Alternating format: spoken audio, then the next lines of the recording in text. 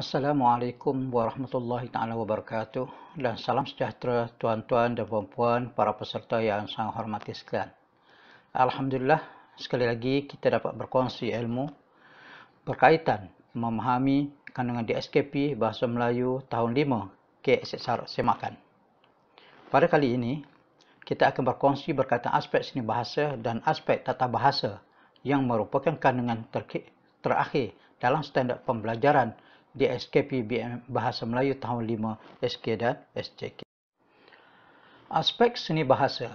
Aspek seni bahasa merujuk kepada keupayaan, keindahan, kehalusan dan kebahasaan. Penguasaan aspek seni bahasa merangkumi kecekapan, memahami, mengungkap dan menghayati bahasa yang indah. Aspek seni bahasa dilaksanakan dalam aktiviti kemahiran bahasa yang mewujudkan pembelajaran menyeronokkan ataupun aspek dihibur dalam proses PDP. Sebelum saya teruskan dengan lebih lanjut berkaitan standard pembelajaran aspek seni bahasa, saya ingin maklumkan bahawa aspek seni bahasa diwujudkan bertujuan untuk mengaplikasikan kemahiran bahasa dalam bentuk aktiviti yang menyeronokkan sewaktu PDP, Bahasa Melayu. Ini dapat dilihat pada setiap aspek seni bahasa yang berbentuk puisi, lakonan, nyanyian dan bercerita. Terdapat 4 standard kandungan dan 8 standard pembelajaran berkaitan seni bahasa.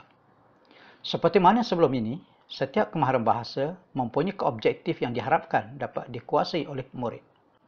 Untuk itu, guru-guru sebagai pelaksana mestilah memahami setiap standard pembelajaran sama ada standard pelajaran kemahiran maupun standard pembelajaran aspek. Baiklah, tuan-tuan dan puan-puan, dalam aspek seni bahasa, terdapat 3 objektif yang perlu dikuasai oleh murid, iaitu bercerita, melagukan syair dan menyatakan idea keseluruhan syair serta mendeklamasikan sajak dan menyatakan maksud sajak yang mengandungi peribahasa. Kedua, membahasuai puisi dan cerita dengan bahasa yang indah dan santun serta membahasuai seni kata lagu dan diksi yang sesuai dan mempersembahkan dengan gaya yang kreatif. Dan ketiga, mengenal tulisan Jawi pada objek persekitaran yang terdapat dalam kehidupan harian. Dalam aspek seni bahasa, standard pembelajaran 4.1.1 iaitu bercerita dan mengujarkan dialog yang mengandungi peribahasa dan bahasa yang santun.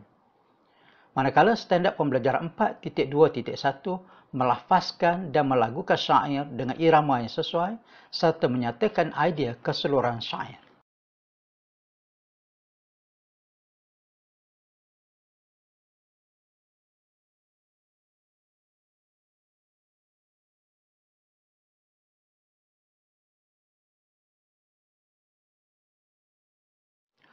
Dalam standard pembelajaran 4.2.2, mendeklamasikan sajak dengan nada sesuai dan menyatakan maksud sajak. Manakala 4.3.1, mengubah suai puisi dengan bahasa indah dan santun secara separa, berpandu dan mempersembahkannya secara kreatif. Tuan-tuan dan puan-puan yang saya hormati sekalian, untuk itu melalui kedua-dua standard pembelajaran ini, guru hendaklah membimbing murid mendeklamasi sajak dengan sebutan dan intonasi yang betul. Begitu juga, guru perlu membimbing murid membahasuai puisi tersebut, kemudian mempersembahkan secara kreatif, iaitu khususnya untuk standard pembelajaran 4.3.1.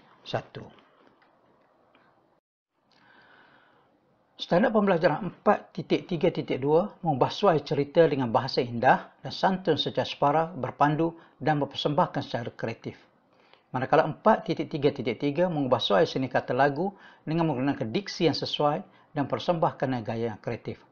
Tuan-tuan dan puan, diksi merupakan perkataan yang khusus ataupun perkataan yang boleh dipilih bersesuaian dengan konteks yang akan digunakan. Baiklah tuan-tuan dan puan, dalam standard pembelajaran 4.4.1 iaitu mengenal tulisan Jawi yang terdapat dalam sesuatu objek kehidupan harian. Misalnya yang terdapat pada Tugu Negara, label halal, papan tanda jalan dan sebagainya. Begitu juga 4.4.2 iaitu mempamerkan tulisan Jawi melalui perkataan yang terdapat dalam suatu objek kehidupan harian. Jadi yang terdapat pada bahan-bahan yang kita sebutkan tadi, ini akan digunakan sebagai contoh yang terdapat di tulisan Jawi yang masih terdapat pada negara kita yang merupakan warisan tulisan Jawi itu pada objek-objek tertentu. Manakala untuk standard pembelajaran ini di sekolah kebangsaan iaitu 441, 442 ada sedikit perbezaan. Bagi mendapatkan perbezaan tersebut, tuan-tuan dan puan-puan boleh merujuk di SKP Bahasa Melayu tahun 5 SK. Perlu ditegaskan bahawa aspek seni bahasa di SK dan SJK tidak dinilai dalam apa juga peperiksaan. Baiklah tuan-tuan dan puan, sekarang kita beralih ke aspek tata bahasa pula. Aspek tata bahasa merujuk aspek morfologi dan sintaksis yang perlu dikuasai murid mengikut tahap pembelajaran murid. Aspek tata bahasa boleh diajarkan secara berfokus dan juga secara penyerapan dalam kemahiran bahasa yang lain. Ketiga, menggunakan tata bahasa yang betul mengikut konteks secara lisan dan bertulis.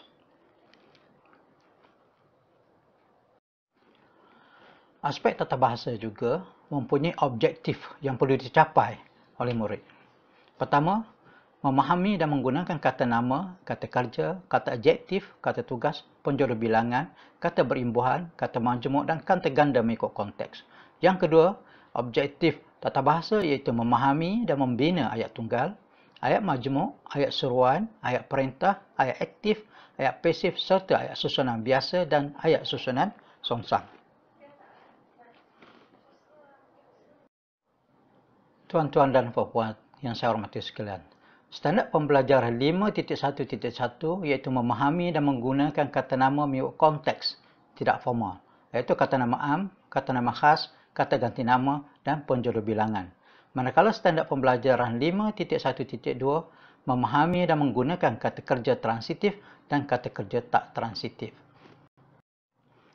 Standard pembelajaran 5.1.3 iaitu memahami dan menggunakan pelbagai kata adjektif mengikut konteks.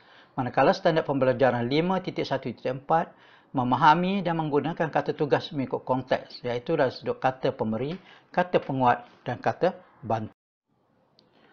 Standard pembelajaran 5.2.1 memahami dan menggunakan kata berimbuhan mengikut konteks. Kata berimbuhan awalan, akhiran, apitan dan sisipan. Dalam PDP, bagi keempat-empat kata imbuhan tersebut, murid boleh diajarkan secara satu persatu setiap imbuhan ataupun secara sekaligus keempat-empat imbuhan tersebut jika murid boleh menguasai imbuhan tersebut. Hal ini boleh dilaksanakan menggunakan bahan yang sesuai. Manakala standard pembelajaran 5.2.2 memahami dan menggunakan kata majmuk mengikut konteks iaitu kata majmuk bebas dan kata majmuk mantap serta kata majmuk kiasan. Apakah itu kata majmuk mantap? Kata majmuk mantap yang telah ditetapkan oleh Dewan Bahasa dan Pustaka bahawa perkataan tersebut berlaku dalam dua perkataan ataupun digabungkan yang tidak perlu dipisahkan. Dalam standard pembelajaran 5.2.3 iaitu memahami dan menggunakan kata ganda mengikut konteks, iaitu kata ganda penuh, kata ganda separa dan kata ganda berentak. Ketiga-tiga kata ganda ini berbeza bagi setiap satu. Manakala 5.3.1 SP ini menekankan memahami dan membina ayat tunggal dan ayat majmuk dengan perluasan subjek dan predikat mengikut konteks. Dalam standard pembelajaran 5.3.2 iaitu memahami dan membina pelbagai jenis ayat mengikut konteks. Pertama, ayat seruan dan kedua, ayat perintah. Kedua-dua ayat ini memastikan guru atau murid boleh menggunakan tanda bacaan yang betul untuk menunjukkan perbezaan kedua-dua ayat tersebut. Begitu juga dalam SP 5.3.3 iaitu memahami dan membina ayat aktif dan ayat pasif mengikut konteks. Standard pembelajaran terakhir dalam aspek tata bahasa ialah SP 5.3.4 iaitu memahami dan membina ayat, susunan biasa dan susunan songsang mengikut konteks. Baiklah tuan-tuan dan puan, kita sudah di penghujung slot. Penjelasan berkaitan di SKP dalam aspek seni bahasa dan tata bahasa telah selesai terlaksanakan. Bagaimana atas penjelasan tadi tuan-puan? Adakah tuan-tuan dan puan dapat memahami apa yang dibicarakan?